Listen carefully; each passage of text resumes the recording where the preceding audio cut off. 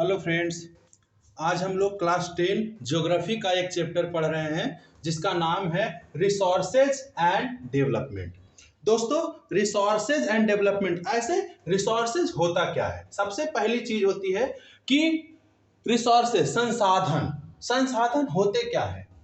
जो भी चीज हमारे आसपास मौजूद है, जिन चीजों का इस्तेमाल हम डेली बेसिस पर कर रहे हैं, वो सारा चीज संसाधन कहलाता है, रिसोर्सेज कहलाता है। एवरीथिंग इन आवर इन्वायरमेंट, प्रत्येक चीज जो हमारे वायुमंडल में है ना, जलमंडल में और स्थल मंडल, इन सब को मिलाकर या कह सकते हैं हमारे इन्वायरमेंट पर्यावरण में मौजूद है, which can be use to satisfy our daily needs, जिसके द्वारा हमारा प्रत्येक दिन का काम शुरू होता है और जिसके द्वारा हम अपने डेली नीड को सर्टिफाई करते हैं, है ना, जो कि टेक्नोलॉजिकली एक्सेसिबल है ना। टेक्नोलॉजी के आधार पर इसे आसानी से किया जा सकता है या फिर इकोनॉमिकली फिजिबल है, यानी है ना, हमारे द्वारा आसानी से प्राप्त भी किया जा सकता है, ठीक है, और कल्चरली एक्सेप्टेबल है और हमारे समाज में इसे एक्सेप्ट भी किया जा सकता है। वो सारी चीज संसाधन कहलाते हैं, वो सारा सामान संसाधन कहलाता है। अब संसाधन को कितने तरीके से हम डिवाइड कर सकते हैं? तो सबसे पहला है संसाधनों को, है ना, on the basis of origin. Origin के आधार पर इसे हम क्लासिफाई कर सकते हैं। On the basis of exhaustibility, exhaustibility के आधार पर ही हम इसे डिवाइड कर सकते हैं। On the basis of ownership, ownership के आधार पर भी इसे हम डिवाइड कर सकते हैं। ऑनरशिप यानी मालिकाना हक के आधार पर, है ना। On the basis of development, development के आधार पर, विकास के आधार पर भी हम इसे डिवाइड कर सकते हैं, ठीक है। मानव यानी ह्यूमन सबसे इंपॉर्टेंट कंपोनेंट होता है हमारे नेचुरल रिसोर्सेज का या रिसोर्सेज का। मानव ही है जिसका नीड के द्वारा हम रिसोर्सेज का उपयोग करना जानते हैं, ठीक है। तो इसे हम बारी बारी से आगे पढ़ रहे हैं। सबसे पहले है on the basis of origin. On the basis of origin हम रिसोर्सेज को दो भागों में डिवाइड करते हैं, बायोटिक और ए बायोटिक, ठीक है। इसको हम पहले इरेज करेंगे, फिर हम लोग आएंगे बायोटिक और ए बायोटिक पे।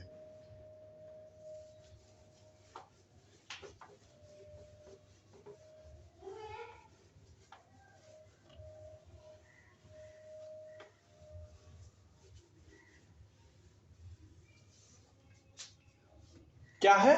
बायोटिक और ए बायोटिक, यानी on the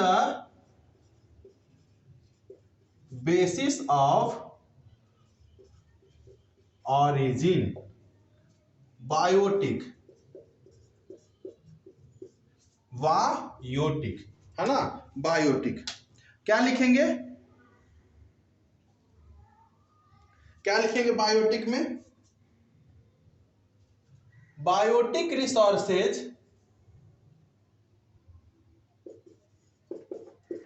biotic resources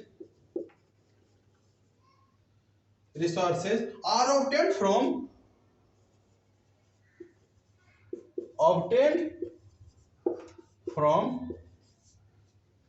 obtained from biosphere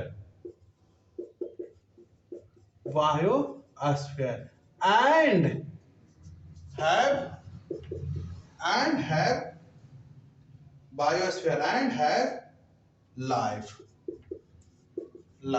Example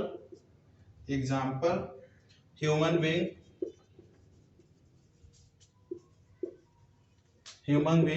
flora, fauna,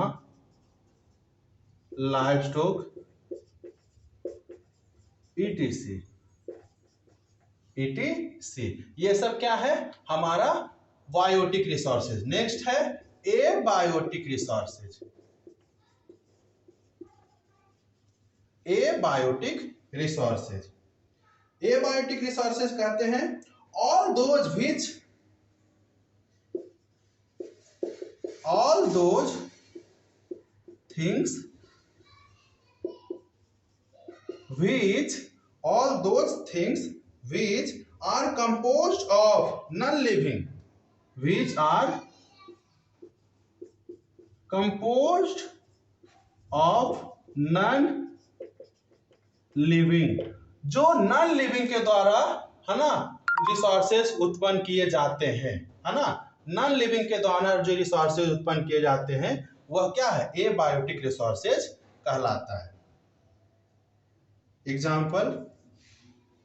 example rocks and minerals भी कर देते हैं, मिनरल्स, है ना, रॉक्स एंड मिनरल। नेक्स्ट है on the basis of exhaustibility.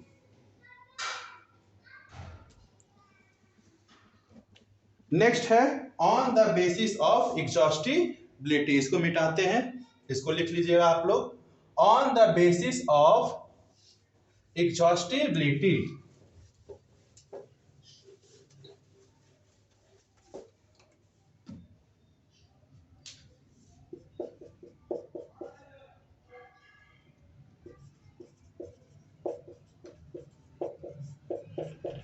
Exhaustibility, on the basis of exhaustibility. इसमें भी दो तरीके के होता है ना। पहला है रिन्यूएबल और दूसरा है नॉन रिन्यूएबल। तो पहला लिखते हैं हम लोग renewable resources. The resources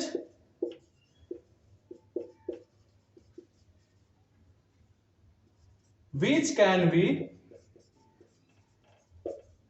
renewed or the resources which can be renewed or reproduced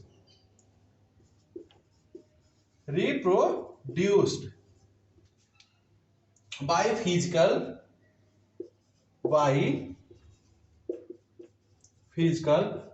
chemical and mechanical process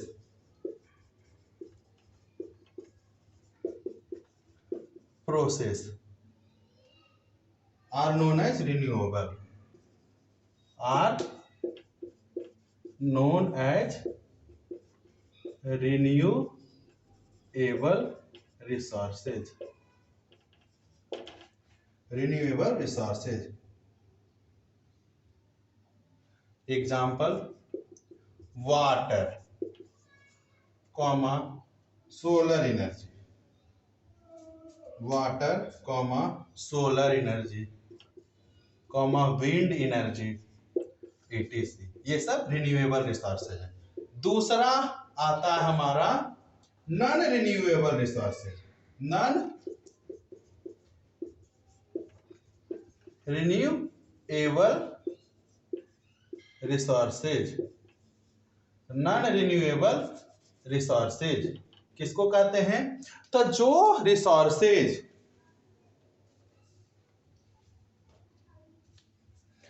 resources एक बार खत्म हो जाने के बाद बहुत साल लगते होंगे, मिलियंस ऑफ ईयर लगते होंगे उसको फिर से रिन्यू होने में, फिर से बनने में, वह नॉन रिन्यूएबल रिसोर्सेज कहलाता है। जैसे कोयला, पेट्रोलियम, है ना, नेचुरल गैस etc। ठीक है, लिखेंगे द रिसोर्सेज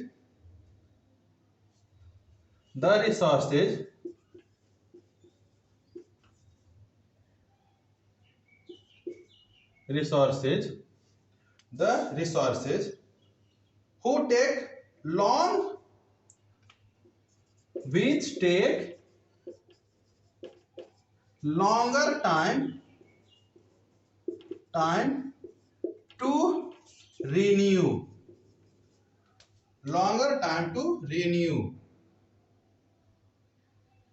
these resources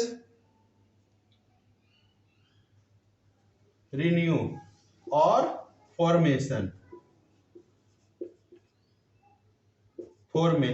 बनने में लाखों वर्ष, मिलियंस ईयर्स भी लग सकते हैं।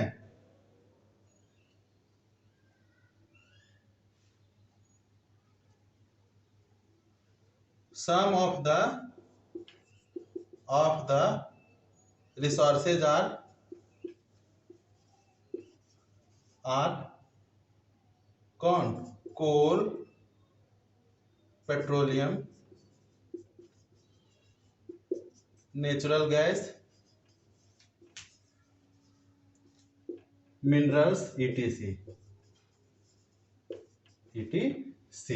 ठीक है, ये हो गया हमारा on the basis of exhaustibility. Next लिखेंगे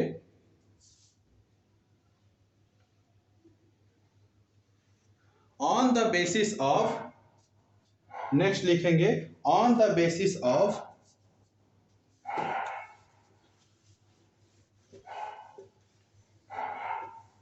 ownership, on the basis of ownership.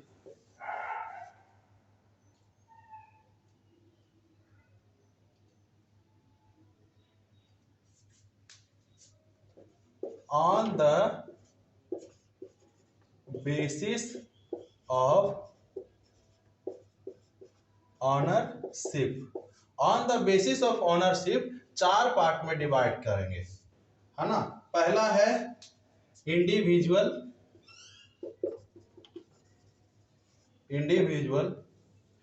है ना। इंडिविजुअल किसको कहते हैं,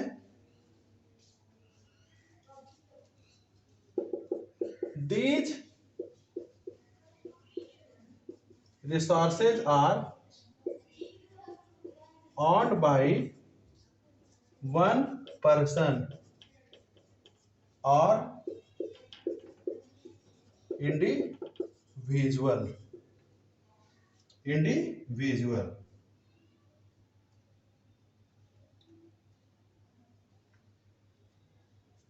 एग्जाम्पल फार्मलैंड,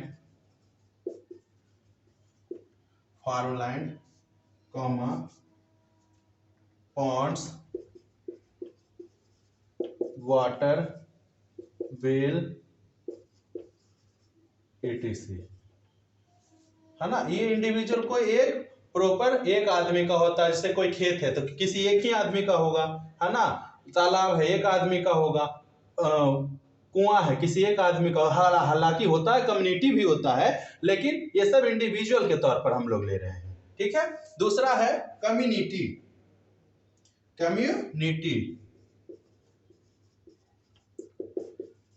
है ना, जिस पर पूरा समाज का अधिकार होता हो। The resources accessible to all the member of community, the resources accessible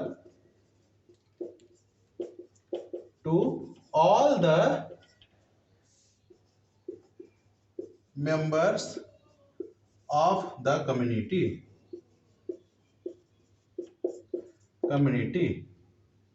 all the members of the community। Example, अब जैसे कोई प्लेग्राउंड है, कोई पार्क है, कोई ग्रेजिंग लैंड है, etc, ये सब पूरा कम्युनिटी का होता है ना। पूरे कम्युनिटी का होता है, पूरा समाज का होता है, किसी एक प्रॉपर आदमी का नहीं होता। क्लियर। नेक्स्ट तीसरा है इसमें नेशनल रिसोर्सेज,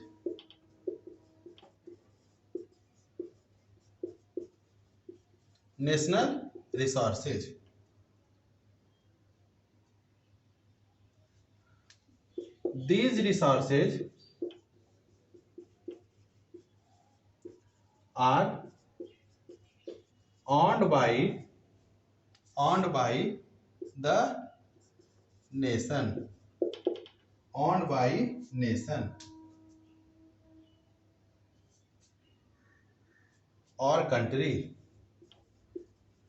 और country, full stop.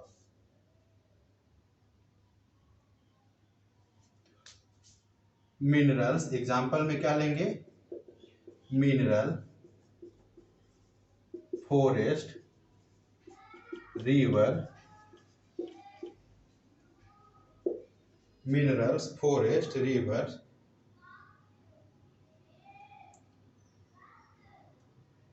wildlife, etc.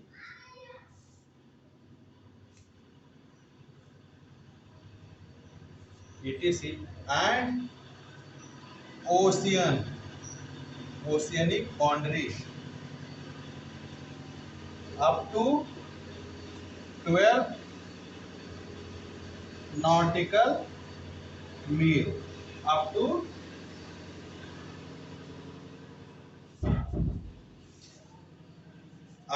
12 nautical mile,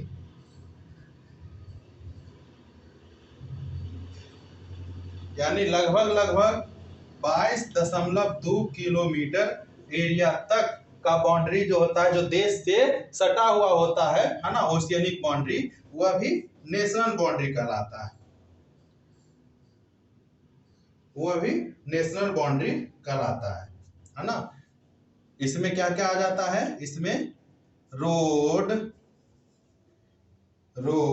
canal, railway, etc. ये सब जो है नेशनल बाउंड्री के अंदर आता है, नेशनल रिसोर्सेज के अंदर आता है। अब नेशनल के बाद है इंटरनेशनल, नेशनल के बाद है इंटरनेशनल, इंटरनेशनल इसी में चौथा है ना, चौथा है इंटरनेशनल रिसोर्सेज, चौथा है इंटरनेशनल रिसोर्सेज। तीसरा के बाद यहां चौथा लिख देंगे international resources.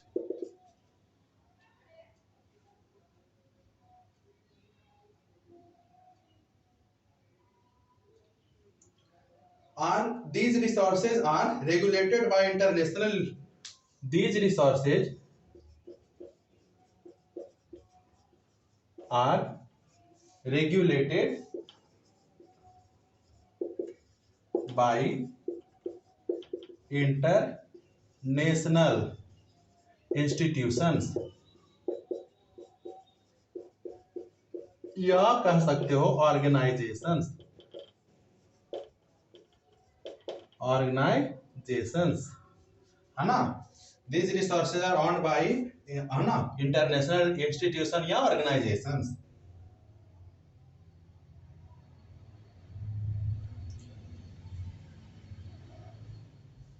The oceanic boundary beyond 200 nautical mile है ना, 200 नॉटिकल मील के बाद जो होता है इंटरनेशनल बाउंड्री कहलाता है ना। वहां पर इंटरनेशनल ऑर्गेनाइजेशंस की ये हमारे अधिकार होते हैं, ठीक है, क्लियर, क्लियर। नेक्स्ट है हमारा लास्ट है on the basis of development. Last हमारा है on the basis of development, विकास के आधार पर, विकसितता के आधार पर, डेवलपमेंट के आधार पर है ना, क्या है, रिसोर्सेज को बांटा गया है। क्या लिखेंगे? On the basis of development potential,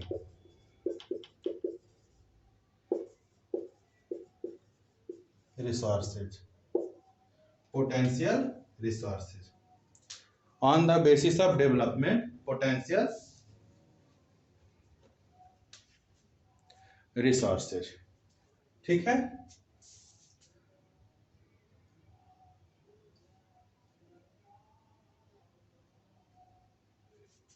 These resources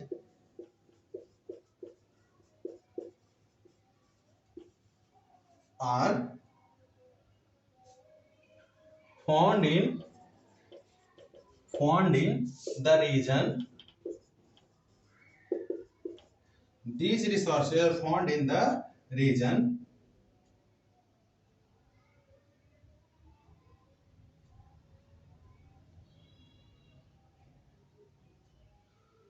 found in the region but not been utilized, है ना। यह रिसोर्सेज पाया तो जाता है लेकिन इसका यूटिलाइज जो है ज्यादातर हम लोग नहीं कर पाते या संभव नहीं हो पाता। Example, in Rajasthan and Gujarat, in Rajasthan and Gujarat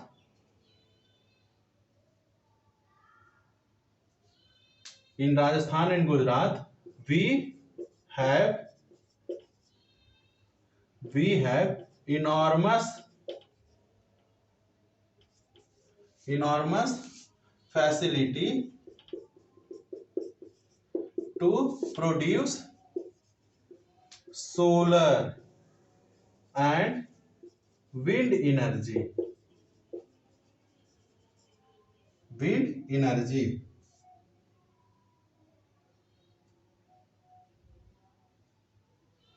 but these development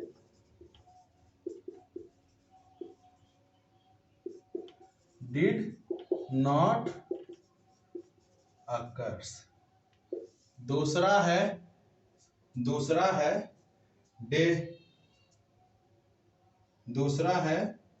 developed resources.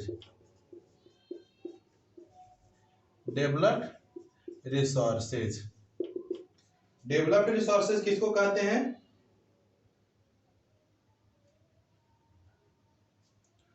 The resources which can be utilized or the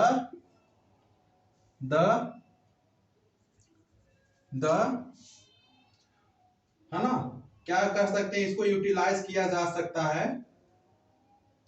the quality and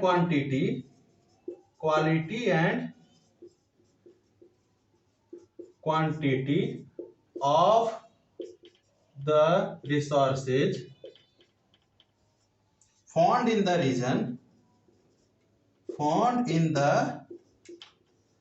region are known।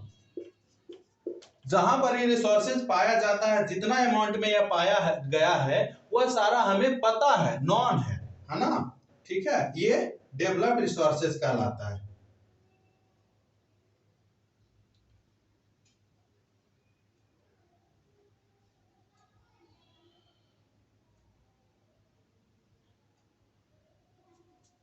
Example, gold, है ना, इन कोलार गोल्ड माइंस ETC। तीसरा है reserve.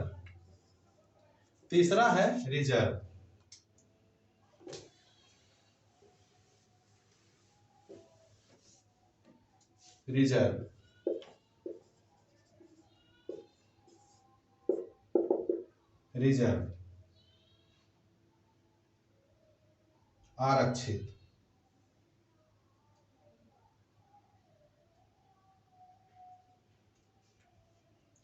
These can be used in the future।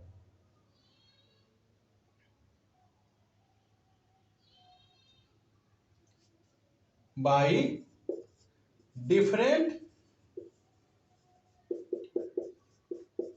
Technological method. इसे हम आगे आने वाले भविष्य में इसका यूज कर सकते हैं बहुत सारे टेक्नोलॉजिकल मेथड्स के द्वारा। एग्जाम्पल क्या लेंगे? जो वाटर है, वाटर इन डैम में जो वाटर है, फॉरेस्ट का ETC, ये सब को हम लोग यूज कर सकते हैं, है ना। ये सब क्या है ना, रिजर्व है। जिसको हम आने वाले फ्यूचर में यानी भविष्य में यूज कर सकते हैं। ठीक है, क्लियर। तो आज हम लोग ने 4 तरीके के रिसोर्सेज का डेवलपमेंट पढ़ा। आगे हम लोग नेक्स्ट पढ़ेंगे अगले वीडियो में। Thank you.